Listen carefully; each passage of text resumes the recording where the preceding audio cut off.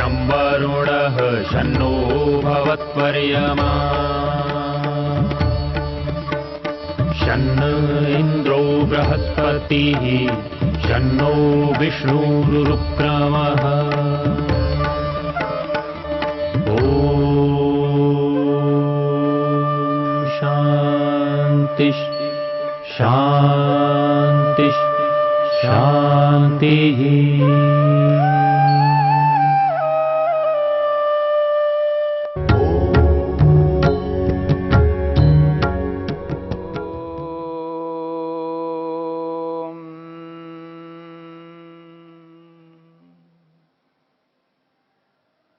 मन को रोकने के उपायों पर विचार चल रहा है। समाधिपाद के 38वें सूत्र को लेकर के हम विचार कर रहे हैं। स्वप्न निद्रा ज्ञानालंबनम वा।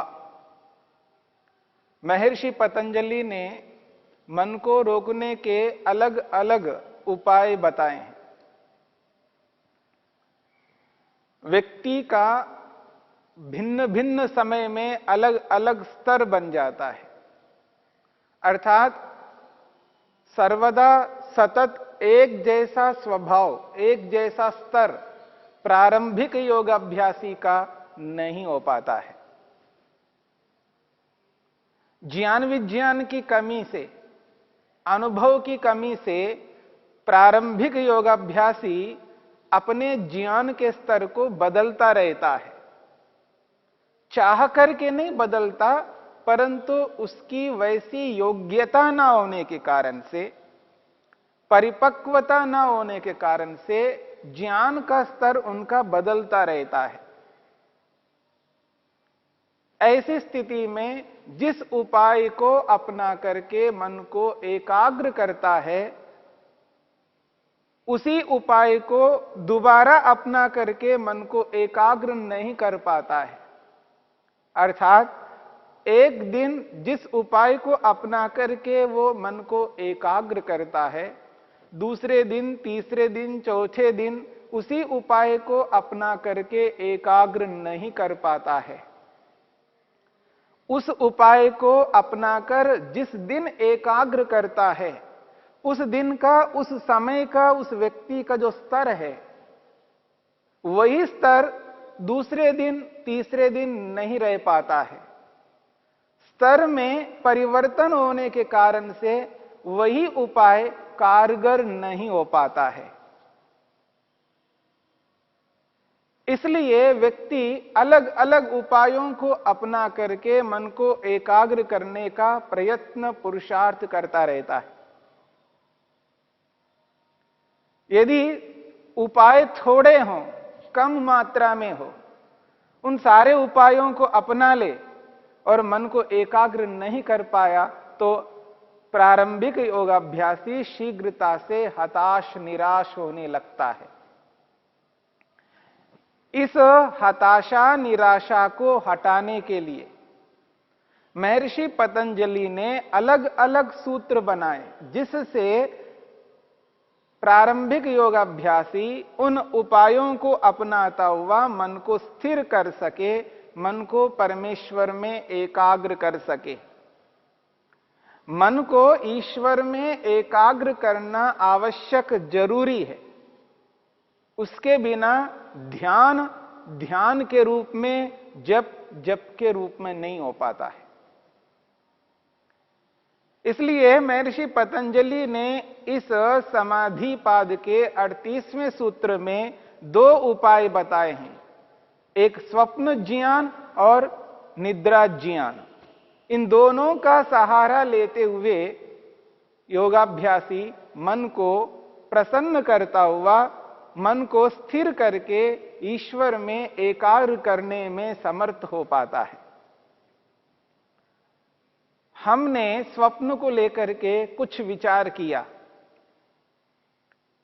ये जो स्वप्न होते हैं, जिस किसी को भी स्वप्न आते हैं, पूर्व अनुभव किए हुए विषयों का ही स्वप्न आते हैं। जिसने पहले कुछ भी अनुभव नहीं किया हो, उस विषय में कोई स्वप्न नहीं आ सकता। स्वप्न का जो सिद्धांत है, अनुभव किए हुए विषयों का ही स्वप्न आएंगे। ये जो स्वप्न आते हैं, ये मन के माध्यम से आते हैं, मन का विषय बनता है, ये मन के विचार होते हैं। मन के माध्यम से उन स्थितियों को हम अनुभव करते हैं निद्रा के काल में। रूपवान स्वप्न है तो रूप दिखाई देता है। वो जो दिखाई देता है, ये तभी हो सकता है उसने पहले ऐसी स्थिति को देखा हो, अनुभव किया हो।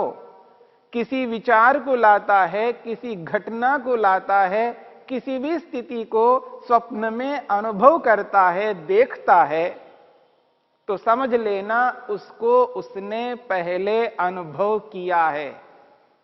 हां, जिस रूप में स्वप्न में देख रहा होता है, उसी रूप में पहले अनुभव किया हो, यह आवश्यक नहीं है। इस बात को जिस दिन हम समझ लेंगे, उस दिन हम दुखी होने से बचेंगे। अनेक बार व्यक्ति दुखी होता है, परेशान रहता है, अपने मन को खिन्न कर लेता है। मेरे को ऐसा स्वप्न आया क्यों? मैंने कभी पहले ऐसा विचार नहीं किया, कभी ऐसा सोचा नहीं, कभी ऐसा हुआ ही नहीं, क्यों ऐसा स्वप्न आया है? उसी को लेकर के व्यक्ति दुखी रहता है। जैसे व्यवहार काल में अलग अलग विषयों को लेकर के व्यक्ति दुखी होता है, ठीक इसी प्रकार स्वप्न के विषयों को लेकर के भी व्यक्ति दुखी होता है, परेशान रहता है, क्लेशित रहता है। तो इस बात को समझने की चेष्टा करनी है, अनुभव करना है। जो हमने पहले अनुभव किया है, उसी का स्वप्न आएगा। लेकिन जिस रूप में स्वप्न आ रहा है, उसी रूप में अनुभव नहीं किया होता है, यह जरूरी है, यह हो सकता है। उदाहरण के लिए कोई व्यक्ति अपने आप को आकाश में ऐसे उड़ता हुआ अनुभव कर रहा है, देख रहा है कि वो तो आकाश में उड़ रहा है, पंख नहीं है, लेकिन हाथों को हिलाता हुआ ऊपर आकाश में उड़ता हुआ जा रहा है, स्पष्ट उसको स्वप्न में दिखाई दे रहा है। परंतु ये पहले अनुभव किया है ऐसा। हां, स्वयं को उड़ाता हुआ, स्वयं को उड़ते हुए उसने कभी अनुभव नहीं किया, परंतु किसी को उड़ते हुए देखा है। पक्षी को देखा हो, विमान को देखा हो, हेलीकॉप्टर को देखा हो, किसी न किसी को उड़ते हुए देखा है, अनुभव किया है, पढ़ा है, सुना है, कल्पना की है, पहले कुछ ना कुछ उसने अनुभव किया है। डरावना सपना आता है कई बार व्यक्ति को, बहुत डरावना सपना। खुद के साथ ऐसा हुआ नहीं है, लेकिन किसी दूसरों को डराते हुए उसने देखा है, सुना है, अनुभव किया है, पुस्तकों में पढ़ा है, नॉवेल्स में पढ़ा है, कहीं ना कहीं कुछ ना कुछ उसने सुना है, पढ़ा है, अनुभव किया है, या देखा है दूसरों को, चाहे वो पिक्चर के रूप में, सिनेमा के रूप में, या किसी न किसी रूप में उसने देखा है, वो ही अनुभव किया हुआ है। वो स्वप्न के काल में उसको अपने साथ जोड़ करके डरावना सपना को देखता है। क्योंकि ये जो संस्कार पड़ते हैं हमारे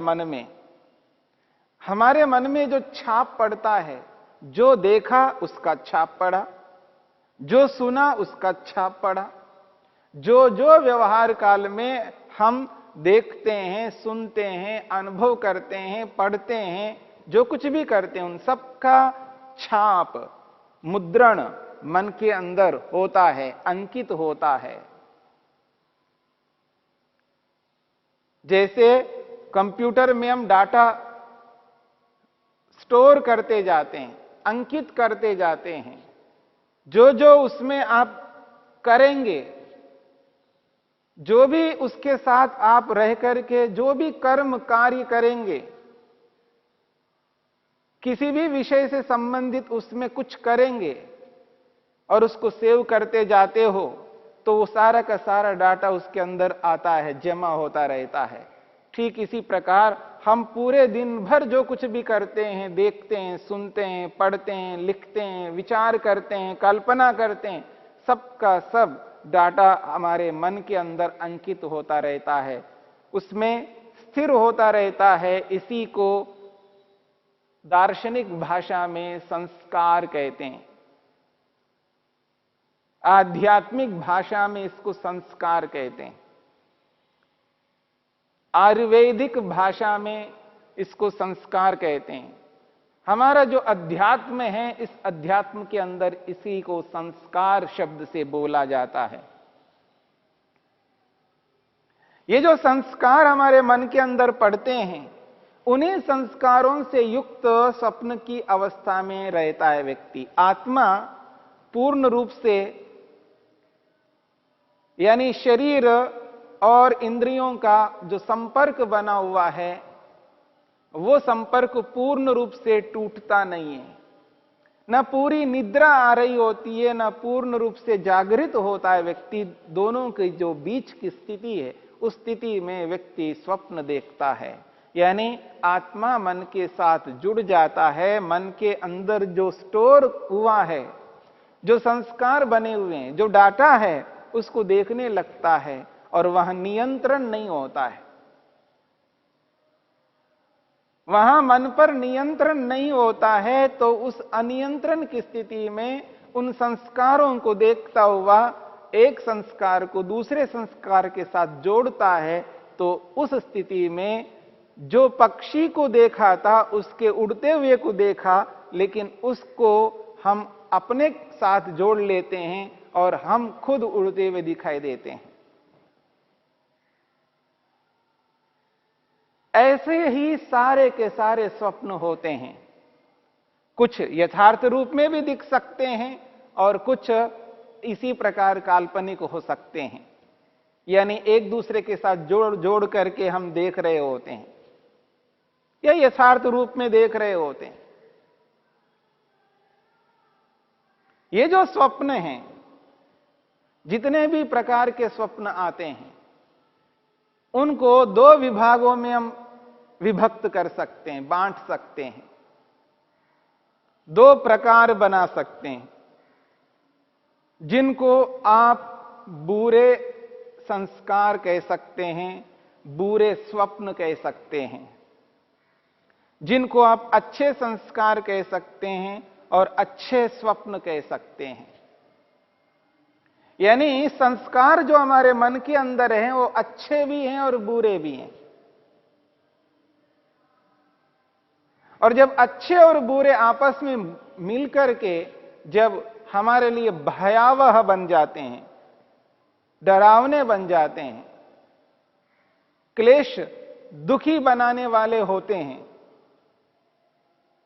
जब क्लेशित दुखी होने वाले होते हैं, तब उनको लेकर के हम परेशान रहते हैं, दुखी रहते हैं। स्वप्न के काल में भी हमें डर लगता है, जागने के बाद भी उसको याद करके हमें भय लगता है। ये जो डरावने वाले जो स्वप्न हैं, इन्हीं को हम बुरे स्वप्न कहेंगे।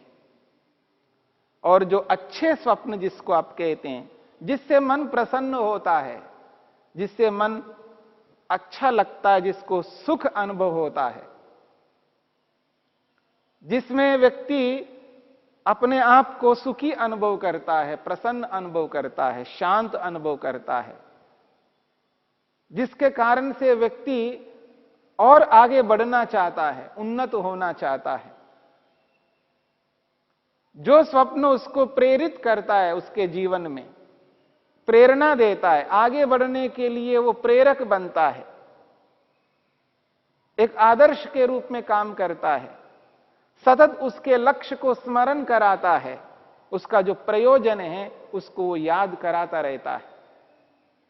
ऐसे स्वप्नों को हम अच्छे स्वप्न कह सकते हैं। तो ये जो दो प्रकार के स्वप्न हैं, अच्छे स्वप्न और बुरे स्वप्न, जिस स्वप्न से मन खिन्न हो जाए, अशांत हो जाए, अतृप्त हो जाए, असंतुष्ट हो जाए, भय से युक्त हो जाए, उसी स्वप्न को हम बुरे स्वप्न कहेंगे। जिस स्वप्न से मन प्रसन्न होता है, संतुष्ट होता है, तृप्त होता है और निर्भय से युक्त होता है, जिसके कारण से उसका प्रयोजन सदा उसको याद रहता है, स्मरण रहता है, जिस स्वप्न के कारण से उसकी उन्नति होती है, आगे बढ़ता है, उसको हम अच्छे स्वप्न कहेंगे। तो ये बुरे और अच्छे, ये दो प्रकार के स्वप्न होते हैं। इन दो प्रकार के स्वप्नों को ध्यान में रख करके हम यदि विचार करें तो ये जो दो प्रकार के स्वप्न हैं, इन दो प्रकार के स्वप्नों में यहां पर महर्षि पतंजलि ने अच्छे स्वप्न को ग्रहण किया है, बुरे स्वप्न को ग्रहण नहीं किया है। स्वप्न निद्रा ज्ञानालंबनम वा, स्वप्न निद्रा ज्ञानालंबनम वा, इस सूत्र के माध्यम से जिस स्वप्न ज्ञान को लिया है वह स्वप्न ज्ञान अच्छा वाला है, बुरे स्वप्न को नहीं ग्रहण किया है। बुरे स्वप्न से तो मन खिन्न होता है, विचलित होता है, विक्षिप्त होता है, एकाग्र नहीं हो पाता। इसलिए यहां स्वप्न से उस स्वप्न को ग्रहण करना है जिससे मनुष्य योगाभ्यासी प्रसन्न हो जाए, खुश रहे, निर्भयता का अनुभव करे, आगे बढ़ने के लिए वो प्रेरक बने वो स्वप्न। ऐसे स्वप्न को यहां पर लेकर के महर्षि पतंजलि कहना चाहते हैं, स्वप्न ज्ञान एक ऐसा उपाय है, इस स्वप्न ज्ञान रूपी उपाय को अपना करके व्यक्ति मन को एकाग्र कर सकता है, ईश्वर में लगा करके ईश्वर का ध्यान, ईश्वर का जप, ईश्वर की भक्ति उचित रूप में करके ईश्वर को पा सकता है, ईश्वर का दर्शन कर सकता है। ऐसे स्वप्न को लेकर के यहां पर बात कही जा रही है। स्वप्न ज्ञान एक उपाय है। प्रारंभिक योगाभ्यासी अलग अलग उपायों को अपनाता हुआ अपने मन को ईश्वर में एकाग्र करने का मेहनत, उद्यम, पुरुषार्थ करता है। जब कभी कोई उपाय कारगर होता हुआ दिखाई नहीं देता है तो उन उपायों में एक यह भी उपाय है जिसको अपना करके योगाभ्यासी मन को प्रसन्न कर सकता है, शांत कर सकता है, स्थिर कर सकता है और इधर उधर जाने वाले मन को रोक करके ईश्वर में लगा सकता है और ईश्वर में लगा करके ईश्वर का ध्यान समुचित रूप में करके और अपने लक्ष्य को एक दिन अवश्य प्राप्त करता है। स्वप्न निद्रा ज्ञानालंबनम वा।